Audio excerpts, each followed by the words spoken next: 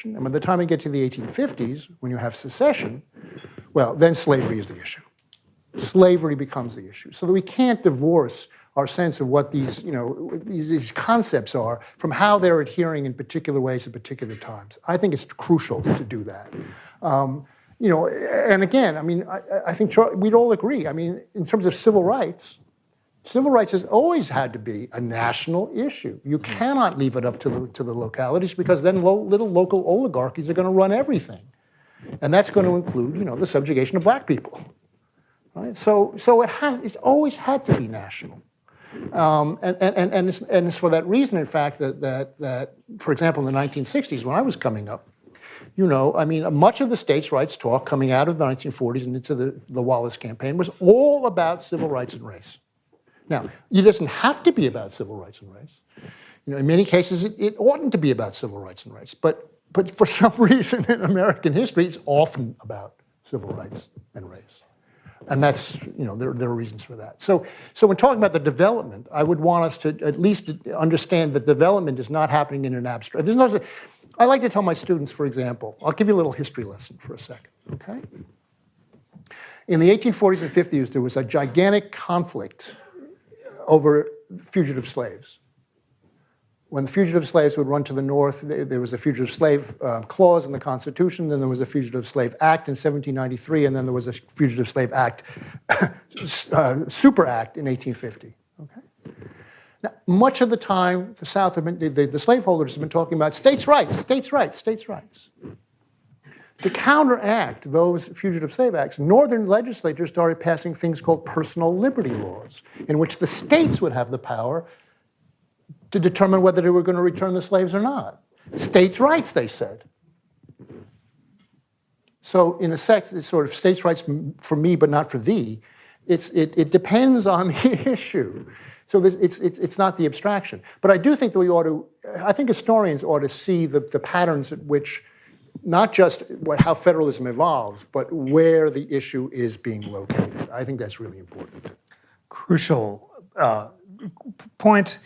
And there's a wonderful new book which just won the Pulitzer Prize last year by Jackson Cowles about white resistance to federal power. And he really traces the resistance to civil rights, first before the Civil War, after Reconstruction, during the Civil Rights era with Wallace at Pettus Bridge, right, to opportunistic invocations of states' rights.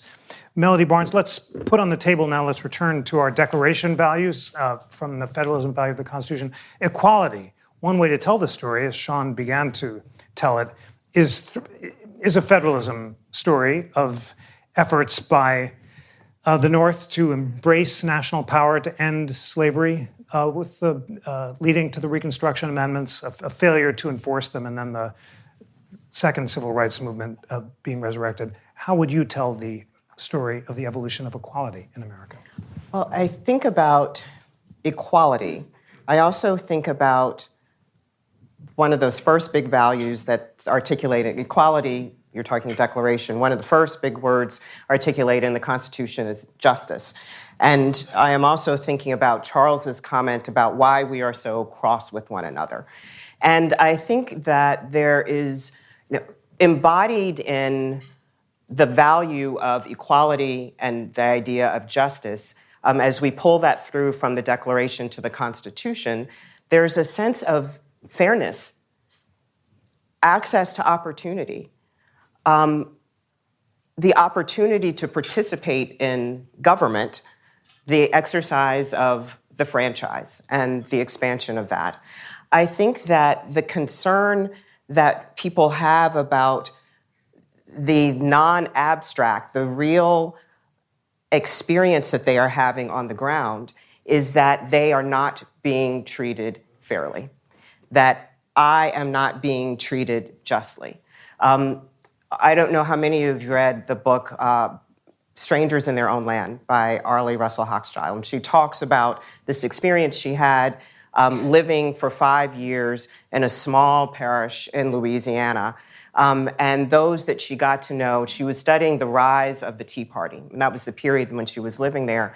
And the sense that people kept jumping in line in front of me, whether it's the snail darter or the federal government complicit with the rights of others that are not me. I'm living my life by the rules, and somehow I keep getting behind. And I think that that is the question, and from so many different vantage points, people feel as though they are not being treated equally, that they are not being treated justly and fairly, and they don't understand how democracy is providing for that in their lives, because it isn't an abstract sensibility. It is a kitchen table set of questions for people. And that's also, just to come back to this idea of federalism, while, I think about my constitutional law professor who would say, yes and no, Ms. Barnes, which of course is not helpful when you're about to take the test. People are cross with one another, but I don't think that they're at home fretting about federalism. I do think we can talk about a rebalancing between, I've worked at both ends of Pennsylvania Avenue, between Congress and between the idea of the imperial presidency. I think we can talk about that. I think we can talk about the nationalization of media and what that means and how people see their own experiences. But I think ultimately what people are so cross about and so angry about is that they don't feel as though they're being treated fairly. And quite frankly, if the government were to come in and deliver answers to their challenges, keep your hands off my Medicare, they would accept and embrace that just as well as when they articulate a frustration about the role of the federal government versus the role of the states. So I think the ideals are absolutely important to understand, to debate, but at the same time, I believe we have to move beyond the abstraction to understand what people are experiencing day to day, to understand how they are relating to this idea of democracy, and they will continue to be angry until they believe that democracy is responsive to their needs. That is such a powerful linkage of the abstraction of equality in the Declaration and the way people experience it with the ideal of justice in the preamble to the Constitution. And indeed, King on the Mall invokes the Declaration for the promissory note, but he says the arc of justice bends upward. And that is what mobilized the civil rights movement, not the abstraction. Charlie Cook, much to say about the evolution of equality, just to start off the strong debate among liberals and conservatives about equality of opportunity versus equality of result. How would you describe the evolution? So just before I get to that, I just want to respond quickly to something you said, Melody. I don't think it is an abstraction. I agree that people probably aren't sitting around meditating on the nature of federalism. Well, maybe we are. We are. Actually, we do. We get paid for it. But look, as someone who lives in Northeast Florida, federalism is not an abstraction. I have watched over the last 7 years the license plates come in. Now, these are different people that would move the other way, and those people exist too. But more of them are moving into Florida than the other way around. I've watched those people come in from New York and New Jersey and Pennsylvania and Delaware and Maryland and even California, and they live next door now. And they did that because there is a difference between the states that they want to take advantage of. And I don't judge someone if they go the other way. But it's not an abstraction in that sense. That is a real thing that people are doing because they have a particular set of preferences that they believe will be better met by the democracies.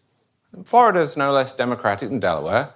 The democracies in a state other than the one in which they live. So, I think that is a very powerful thing, and it's a way of alleviating some of people's differences with one another without having to go up to the national level and scream on the quadrangle if Donald Trump is elected, or in 2020 try and overthrow the election, both of which are a manifestation of the same fear, and both of which are sad in a country that is committed to individual liberty. On the question of equality, my main concern here is that the United States does not abandon its belief in the promises, and this will sound abstract, I concede, in the promises of the Declaration, which are extraordinary. And I say that very obviously as an immigrant. the criticisms of America as it has existed are absolutely warranted. Right from the beginning, the United States, in almost every place, perhaps every place, did not live up to the Declaration of Independence. We had slavery and Jim Crow and redlining, and we still have problems. But that North Star that is included in that document is magical and unique. And it's not an accident that it was invoked by Frederick Douglass and by Lincoln and then by Martin Luther King and is still invoked today. And I said this last time I was here, but my wife is from Hong Kong. She's not Chinese, but she grew up in Hong Kong. She was born in Hong Kong. And when Hong Kong was taken over properly by China, when China reneged on its promise to the British and started to impose in that place many of the totalitarian aspects that had obtained on the mainland, what was it that the people, the hundreds of thousands of people who went out and protested, held up? American flags, the Declaration of Independence. Now that doesn't in any way change the fact that the United States had a terrible, terrible history of chattel slavery, that the Atlantic slave trade was a holocaust of sorts. It doesn't change any of that. But what worries me in recent years is that there is a certain movement in this country which is exemplified in the 1619 Project and in the work of figures such as Robin DiAngelo and Ibram X. Kendi, which holds that the promise is a lie. Not that the promise wasn't held up, that's true, but that the promise itself was a lie, that it was contingent, that it was a deliberate falsehood, and that everything that has flowed from that is polluted. And I don't believe that. To me, the American ideal is incredibly powerful, and it was powerful as well in America. Forget Hong Kong for a minute. All of the abolitionist societies in the Northeast, especially in Pennsylvania, they start popping up once the Declaration of Independence is out there. It changes the facts on the ground. So I will happily concede so much of American history has been mired in hypocrisy. But if we lose belief in that goal, in that North Star, then we will lose everything. And I think fighting that intellectual battle is one of the big challenges we currently face. You can applaud, if you'd like, that very moving statement of the meaning of the Declaration to immigrants, which when Charles talked about it last year, was as moving as it is now, and you're so powerful when you talk about it. Sean, Charles has said that throughout American history, liberals from Frederick Douglass, King, David Walker, the 19th and 20th centuries have invoked the Declaration to live up to its promise, always affirming the ideals while questioning the reality.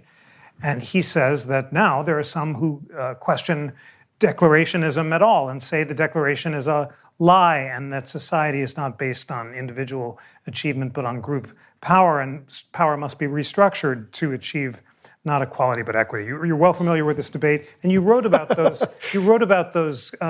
The people who questioned liberalism in the 19th century leading up to the Civil War, and your definitive book, No Property in Man, so powerfully argues that when Frederick Douglass read Madison's notes, which were published in 1840, and saw that the Constitution refused to admit into it the idea that there could be property in men, it changed his conception of himself as a man, as a citizen, and convinced him that this Constitution was not a pro-slavery document, but was a glorious liberty document. Sorry to summarize your argument so well, but take it away.